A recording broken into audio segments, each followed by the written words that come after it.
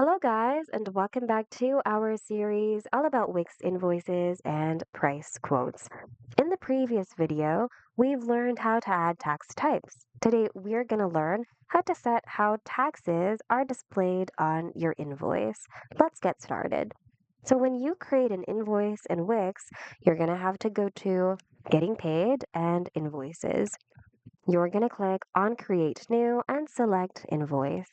Your business details will automatically show up here. So all you have to do is to select the customer you're creating this invoice for. And by the way, if it's a new customer, you can click on New Customer, add their details here, review them, and click on Save. Then you're going to go on to creating your invoice by inputting your invoice title and adding the services you're going to charge this specific customer with, as well as indicate the quantity. Now, here on the tax column, click on the tooltip next to taxes.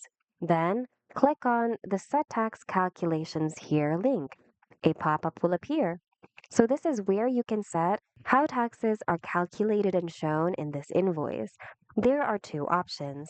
Exclude tax from item price, so tax will be shown in addition to the item price, or include tax in the item's price, so tax will be shown as part of the item price. Just feel free to select which you prefer and then click on Save. Now go back to creating your invoice.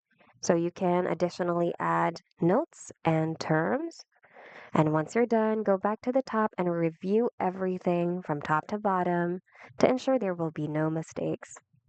And once everything's all good, you can then save and close it, collect payment, or send the invoice to the specific customer.